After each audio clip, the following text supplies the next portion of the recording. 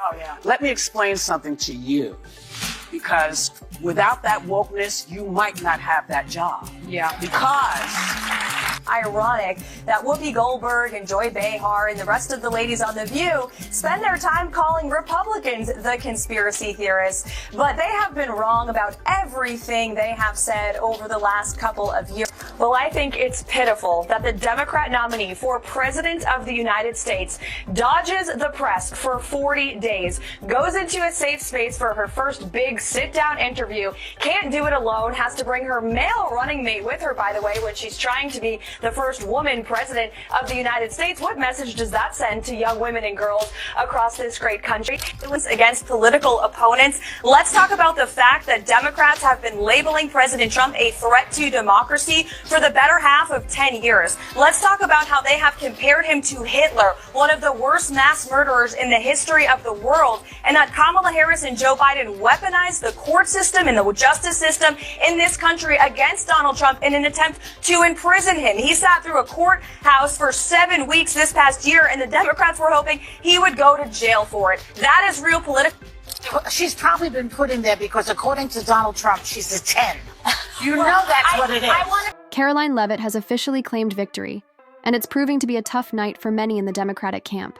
Her latest performance delivered a major blow to prominent progressive voices, including Kamala Harris, Joy Behar, and the View panel. On top of that, there's even more to celebrate. Leavitt just scored another big win in her slander case. If you haven't heard the details yet, you're in for a treat. Things are only going up from here, so hit that subscribe button and let's dive in. Is the press secretary at the White House doing a great job? Such a great job that the ladies of The View feel the green monster coming upon them. They really don't like this woman. She's a good communicator. And so Joy Behar just offered her analysis on why Leavitt was picked for the role. I think she's probably been put in there because, according to Donald Trump, she's a 10. You know that's what it is. I want to be clear, though. It's not her first job. It was her first press briefing. She worked in the previous Trump administration. Okay, so that lady, the fake Republican on The View, she's kind of defending Karoline Leavitt here. She realizes Joy Behar has gone a little too far. What's Behar saying? She only got that job because she's hot.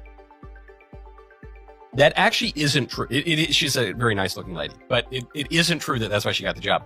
She got the job because she was the national spokesman for the campaign, and she did a very good job in that role. And the campaign was hugely successful and communicated very effectively. That is why she got the job. Even if Karoline Leavitt weren't a pretty lady, even if she were a male, gremlin, monstrous-looking fellow, she still would have gotten the job based on how effective the campaign communications was. Furthermore, Karoline Leavitt ran for Congress. The idea that Karoline Leavitt was judged by The View solely based on her appearance is not just insulting. It borders on outright sexism and racism. It's especially outrageous coming from a group that claims to champion justice and equality. Ben Shapiro doesn't hold back in calling out the hypocrisy, and his take on this situation is something you won't want to miss. Suggested the only reason that this press secretary was hired by Trump is because, quote, she's a 10, which I'm not sure if that's an insult. It feels like kind of a backhanded compliment. Also, Joy Behar is from Hollywood, where literally everyone gets cast, except for Joy Behar apparently, based on the basis of some sort of physical appeal. I mean, you don't see a lot of normies making it big in Hollywood. The woke left seems to resent anyone who can speak with real intellect and eloquence.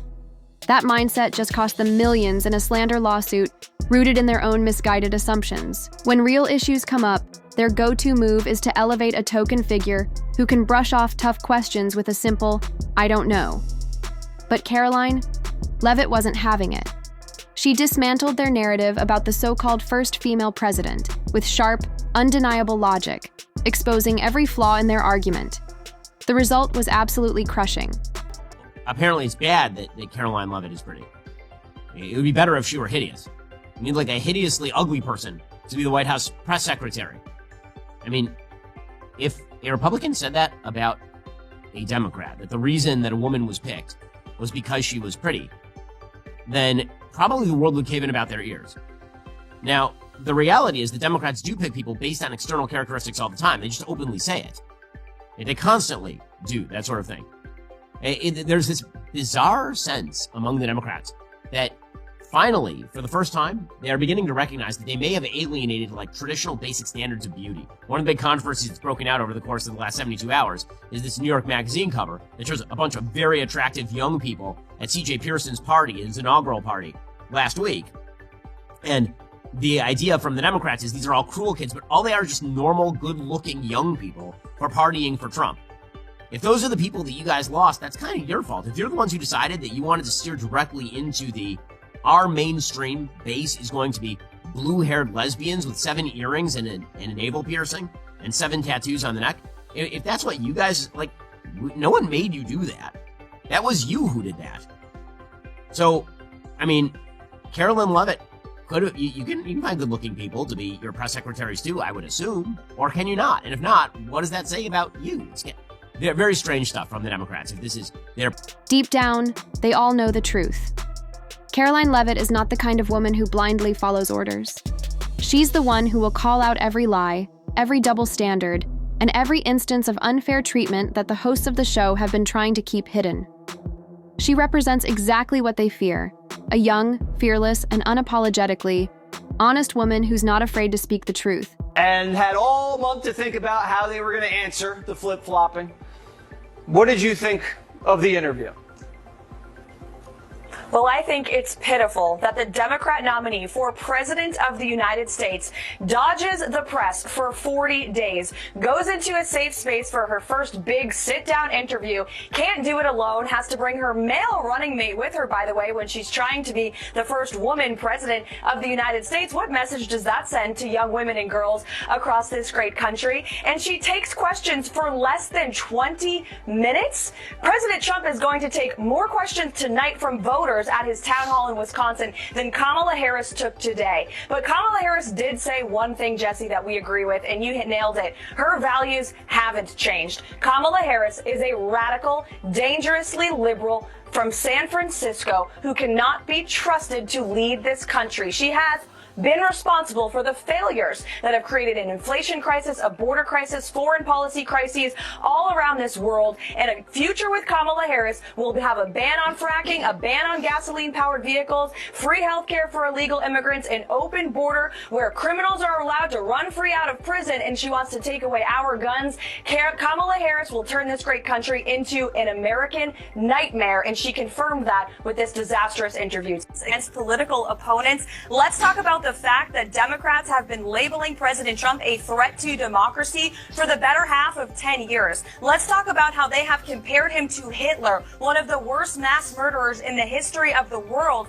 and that Kamala Harris and Joe Biden weaponized the court system and the justice system in this country against Donald Trump in an attempt to imprison him. He sat through a courthouse for 7 weeks this past year, and the Democrats were hoping he would go to jail for it. That is real political violence that has led to 2 heinous assassination attempts on President Trump's life that, by the grace of God, he was able to escape, and he is here with us today. So yes, President Trump knows a little bit about political violence because he's experienced it himself. And talking about the tragic realities of war that Liz Cheney and her father Dick Cheney have got this country into is not political violence. It's talking about the reality of the foreign conflicts that the Washington, D.C. establishment have sold out young Americans to for decades. They never seem to learn. Time and time again, they cling to the same failed tactics that led to their downfall in the first place. Trapped in a cycle they can't escape, they continue their attacks. Just look at the desperate efforts by the mainstream media to discredit Karoline Leavitt at every turn. And yet, every attempt falls flat. Week, Tim Walz and Kamala Harris said that everyone who showed up to President Trump's rally at Madison Square Garden was a Nazi. That's despicable, dangerous, divisive rhetoric that is spewed by the Democrat Party every single day. And I am so sick and tired of the media pointing the finger at Donald Trump and saying that he is sowing division in this country. He is not. The media is for pushing hoaxes like the one that you all pushed today, and the Democrat Party is for pushing lies about him. But the good news is Americans don't buy it. And that's why today in 2024, President Trump is more popular than he has been since 2016 because people don't trust the media and they're not buying the Harris campaign's closing argument that he's some great threat to our democracy because they lived under him for 4 years as president and our democracy and our country was stronger than it. Remember, the same so-called progressive Left that praises their ally Karine Jean-Pierre, despite her inability to answer basic questions, is also targeting voices like Karoline Leavitt. That tells you everything you need to know about their priorities. It's not about competence or confidence. It's about controlling the narrative and protecting their storyline at all costs.